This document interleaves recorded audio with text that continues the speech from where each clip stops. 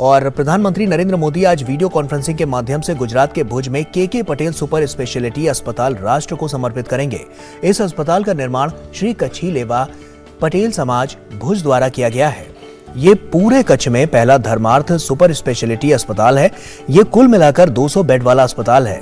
इस अस्पताल में मरीजों को सुपर स्पेशलिटी सेवाएं जैसे कि interventional cardiology, cardio thoracic surgery, radiation oncology, medical oncology, surgical oncology, nephrology, urology, nuclear medicine, तंत्रिका शल्य चिकित्सा, जॉइंट रिप्लेसमेंट और अन्य सहायक सेवाएं जैसे कि विज्ञान संबंधी परीक्षण प्रयोगशाला, रेडियोलॉजी जैसी सेवाएं उपलब्ध होंगी। इस अस्पताल से क्षेत्र के लोगों को सस्ती कीमत पर सुपर स्पेशलिटी चिकित्सा सेवाएं आसानी से सुलभ होंगी। और इसी खबर पर हमारे सहयोगी सुधाकर हमारे साथ जुड़ चुके हैं। सुधाकर, प्रधानमंत्री नरेंद्र मोदी इंडिया को लेकर, भारत को लेकर जिस तरह से हम देख रहे हैं कि स्वास्थ्य सेवाओं को लेकर तेजी से अग्रसर नजर आ रहे हैं, साफ तौर पर फिट करने की कोशिश की जा रही है और एक बड़ा कदम, बड़ी पहल आज क्या खास होने वाला है और क्या तैयारियां उसको लेकर नजर आ रही हैं?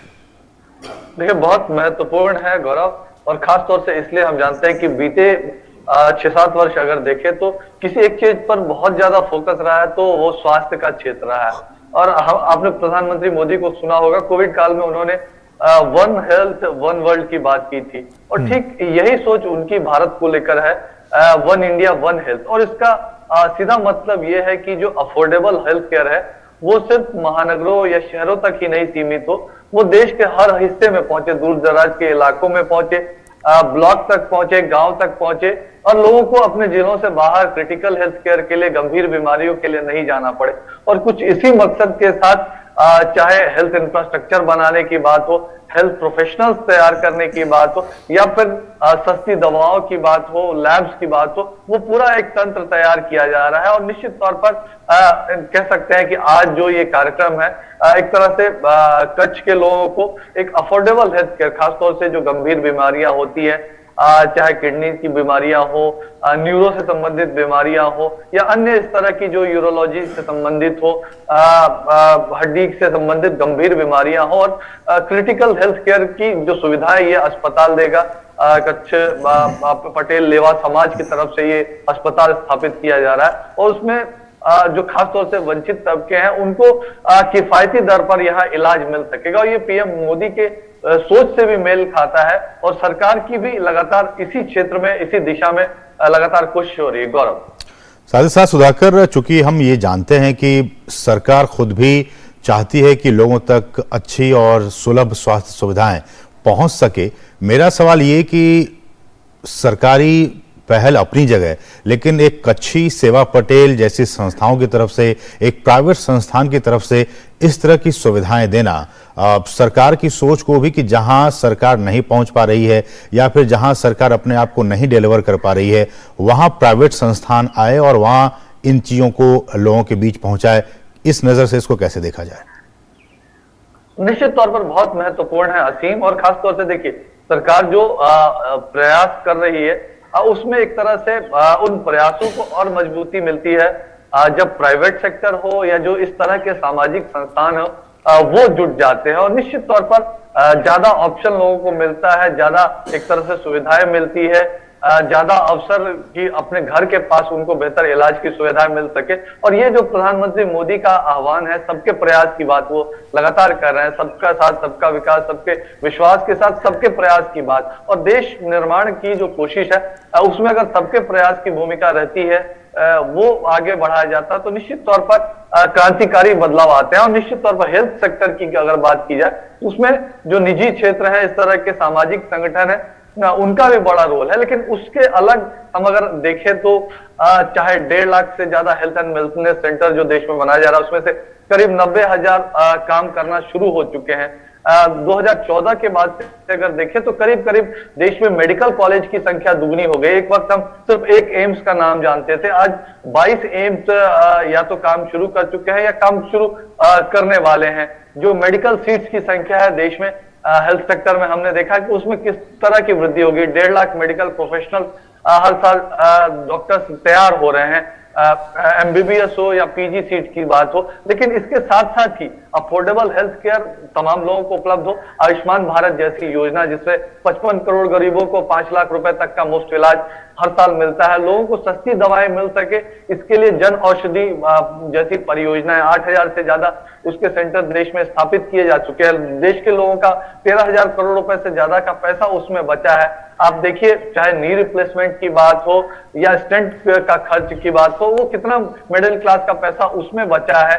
जो क्रिटिकल मेडिसिन है, जो गंभीर दवाओं में, गंभीर बीमारियों में काम आने वाली मेडिसिन है, कैंसर हो, इस तरह की बीमारियां, उसको कितना घटाया गया, कितना सस्ता किया गया। तो हर पहलू पर एक तरह से एक होलिस्टिक अप्रोच के साथ, और अब आज किस बात की कोशिश हो रही है, तो जो अत्याधुनिक तकनीक है उसका ज्यादा से ज्यादा इस्तेमाल हो।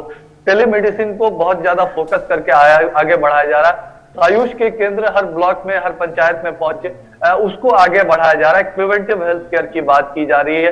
नेशनल जो Ayushman Bharat digital health mission को आगे बढ़ाया जा रहा है, ताकि लोग अपना मेडिकल रिकॉर्ड, दवाओं की पर्ची, जांच का रिपोर्ट, वो उनको सालों साल ना रखना पड़े, उनका एक डिजिटल रिकॉर्ड बन सके, तमाम अस्पतालों के साथ एक तरह से कोऑर्डिनेशन हो सके, तो एक नए पायदान पर जो स्वास्थ्य की सुविधा है वो पहुंचे, उसकी लगातार कोशिश हो रही है। उस लिहाज से आज का कार्यक्रम एक बहुत महत्वपूर्ण कार्यक्रम, और पीएम मोदी क्या कुछ संदेश देते हैं उसका लोगों को इंतजार रहेगा।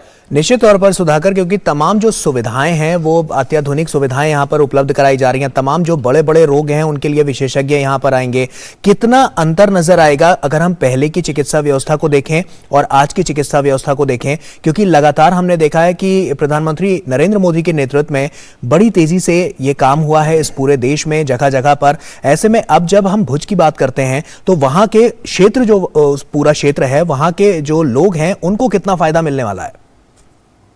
देखिए, अगर खासतौर से भुज की बात की जाए, कच्छ का जो पूरा क्षेत्र है, हम जानते हैं कि साल 2001 में भूकंप में कितनी तबाही वहां हुई थी, और अगर कच्छ आज सवरा सजा नजर आता है, सुंदर नजर आता है, तो पीएम मोदी की वजह से नजर आता है। जिस विजन के साथ उन्होंने वहां काम किया, वहां एक तरह से पूरे शहर को दोबारा से बसाया गया, तो निश्चित तौर पर, लेकिन उस शहर में जो तमाम सुविधाएं भी मौजूद रहे, और एक तरह से जो सिविल सोसाइटी का भी योगदान एक बहुत महत्वपूर्ण योगदान हो जाता है। कच्छ का जो इलाका है वहां बहुत दूर दराज में गांव है, बहुत लंबी दूरी तय करके लोगों को पहुंचना पड़ता है। अगर उसको अपने गांव के पास, अपने शहर में ही इस तरह की गंभीर बीमारियों के इलाज की सुविधा मिल जाती है, तो वो बहुत महत्वपूर्ण है। उसमें लैब की सुविधा हो, एक तरह से जांच की भी सुविधा हो, तमाम तरह की सुविधा एक ही अस्पताल में। ये जो सुपर स्पेशलिटी हॉस्पिटल है, तो वंचित तबके की बड़ी मदद करने वाला, क्योंकि एक सामाजिक संस्था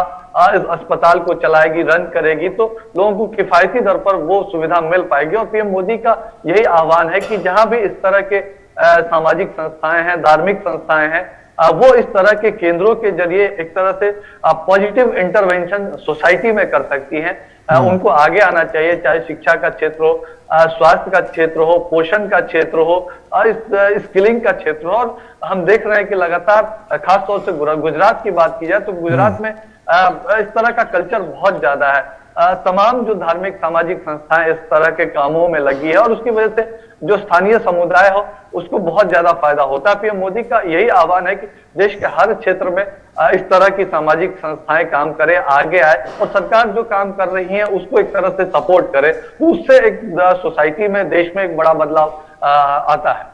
निश्चित तौर पर सुधाकर, और ये देखने वाली बात होगी क्योंकि प्रधानमंत्री लगातार इस पर पूरा फोकस उनका है, और किस तरह से इंडिया को और ज्यादा फिट बनाया जाए उसके लिए तमाम जो बानगी है वो पेश की जा रही है। बहुत बहुत शुक्रिया हमसे जुड़ने के लिए और तमाम जानकारियां हमसे साझा करने के लिए। बिल्कुल, और गौरव, ये बात काफ़ी दीगर है, काफ़ी अहम है कि जिस तरह से सुधाकर ने कहा कि गांव के दूर दराज इलाकों तक ये स्वास्थ्य सुविधाएं पहुंच सके, ये अपने आप में काफ़ी बहुत ज़रूरी है, और ये सामाजिक संस्थानों की तरफ से ऐसे पहल की जाए, ये और भी सराहनीय कदम है। और इसलिए भी आज प्रधानमंत्री खुद इस अस्पताल का उद्घाटन करेंगे, ताकि स्वास्थ्य की सेवा जन जन तक और सुदूर देहात तक, गाँव तक भी पहुँच सके। ये अपने आप में काफ़ी अहम बातें हैं।